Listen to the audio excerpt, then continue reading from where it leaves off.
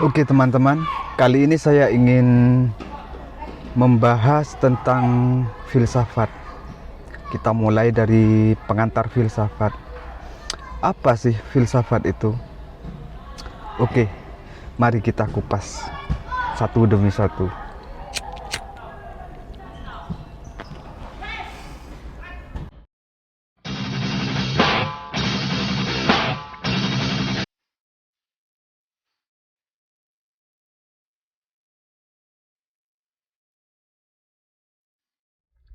Nah, kalau Anda bertanya apa filsafat itu, maka saya tidak akan membahas panjang lebar tentang pengertian filsafat ya.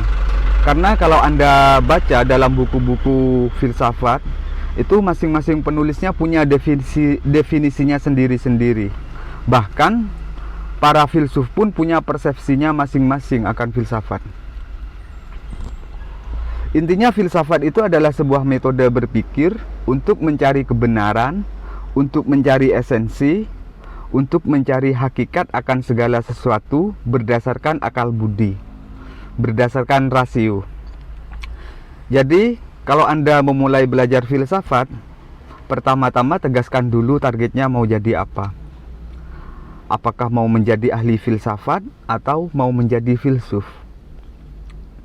Nah, ahli filsafat itu kamu mempelajari teori-teori pemikirannya tokoh A bagaimana, pemikirannya tokoh B bagaimana. Itu ahli filsafat. Jadi ahli filsafat itu mempelajari produk pemikirannya tokoh-tokoh filsafat. Sedangkan kalau filsuf itu kamu berpikir sendiri, bernalar sendiri, berkreasi sendiri. Tapi yang keren itu ya gabungan keduanya. Ahli filsafat sekaligus filsuf, yaitu bernalar sendiri, tapi landasannya atau penopangnya itu adalah teori-teori filsafat yang sudah dikembangkan oleh para ahli filsafat. Banyak orang yang tidak suka filsafat itu karena melihat filsafat as produk.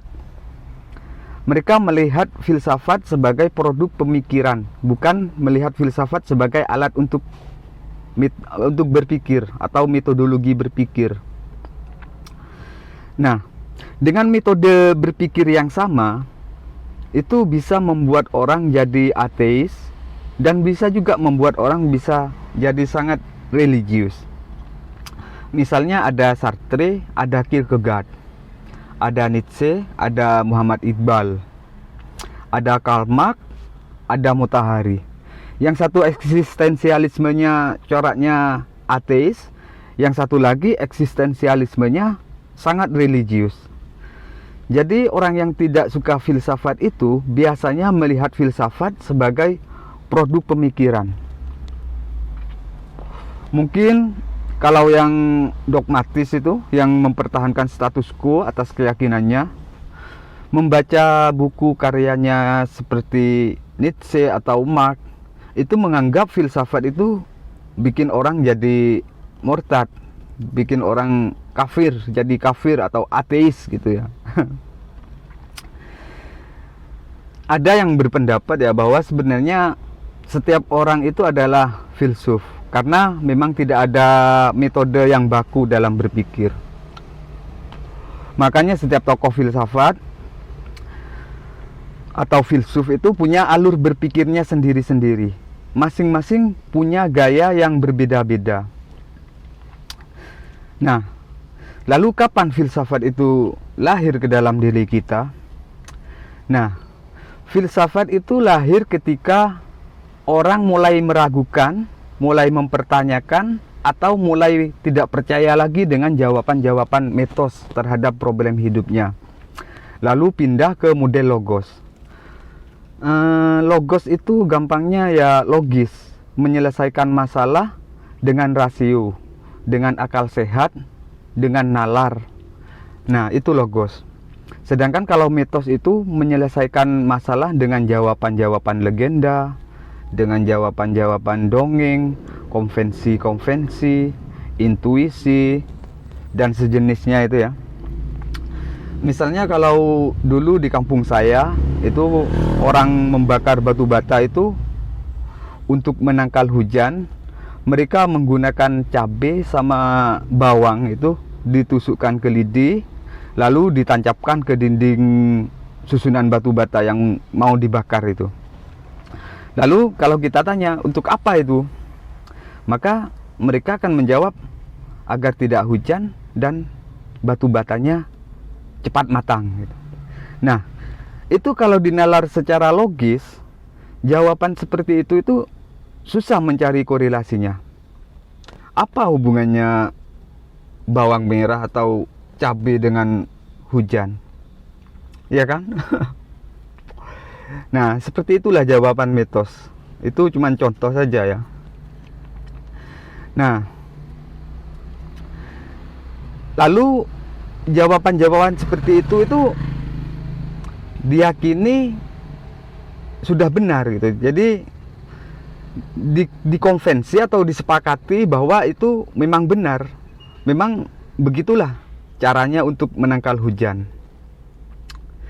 Nah, ciri mitos ini yang jelas ya tidak rasional, tidak universal. Sistem berpikirnya itu tertutup. Teori yang berlaku di tempat saya itu berbeda lagi dengan daerah lain. Bisa jadi di daerah lain itu dianggap konyol. Jadi di lokal A dianggap valid, sementara di lokal B bisa jadi dianggap tidak sah gitu. Mungkin kalau orang Amerika lihat bawang sama cabai ditusuk lidi lalu dikatakan untuk mencegah hujan, mereka akan garuk-garuk kepala. Mereka stres mikirnya gimana. Itulah mitos ya. Sedangkan kalau yang model logos itu sifatnya lebih universal. Jadi validitas argumennya itu universal. Di sini rasional, di sana rasional, di lokal A rasional, di lokal B juga rasional. Nah, misalnya untuk mencegah hujan saat bakar batu bata itu pakai tenda yang besar, tinggi untuk menutupi batu batanya ya. Maka setiap orang akan setuju, akan paham. Nah, orang sini pun juga akan paham itu masuk akal kalau itu untuk melindungi batu bata dari hujan. Nah, orang Amerika pun juga masuk akal, juga setuju gitu. Orang Jepang juga setuju. Nah, itu rasional gitu.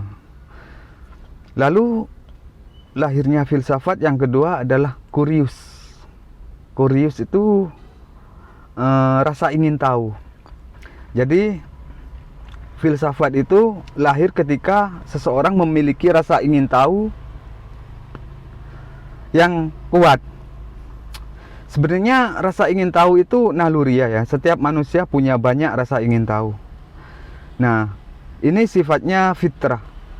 Nah, sudah setelan bawaan dari pabriknya ya. Kalau kita perhatikan anak kecil itu ya, dia selalu bertanya. Apa yang dilihat, apa yang didengar itu dipertanyakan. Itu apa, Pak? Ini namanya apa? Itu siapa, Pak? Karena memang fitrah, memang itu sudah naluriah gitu. Biasanya anak-anak itu setelah beranjak dewasa, lingkungan yang tidak mendukung atau bahkan berusaha membunuh kurius atau rasa ingin tahu anak itu. Apalagi ia dibesarkan di lingkungan yang adat atau tradisinya kuat, lingkungan yang agamanya kuat, maka kurius itu, rasa ingin tahu itu biasanya dianggap mengancam. Apalagi mempertanyakan soal-soal yang terkait dengan keyakinan, dengan adat istiadat atau agama. Nah, di lingkungan-lingkungan seperti itu yang dianggap baik itu yang anak yang penurut, yang manut, yang nggak banyak nanya. Itu yang dianggap anak baik, dianggap anak pintar. Sehingga daya kritisnya itu jadi mati. Generasi penerusnya jadi tertinggal dalam aspek intelektual ataupun dalam aspek ekonominya ya. Nah, lalu yang ketiga adalah wisdom. wisdom ini bijaksana. Nah, ini salah satu sumber lahirnya filsafat ya, wisdom. Nah, memang ada yang berpendapat bahwa asal kata dari filsafat itu adalah filosofia, cinta kebijaksanaan. Nah, bijaksana itu tidak sama dan tidak sebanding dengan kebenaran ya. Kebenaran itu tidak selalu bijaksana. Bijaksana itu takarannya pas, proporsional. Jadi kalau dalam bahasa Jawanya itu disebut pener, itu bijaksana ya, pener. Misalnya ada teman kamu yang tidak laku-laku ya, dari dulu jomblo, terus selalu kamu panggil, hai jomblo. Nah, itu benar, itu memang faktanya dia jomblo, tapi tidak pener, tidak bijak ya. Ada dimensi-dimensi nilai yang kamu abaikan di situ. Jadi kamu tidak boleh berargumen faktanya dia memang jomblo, tidak laku.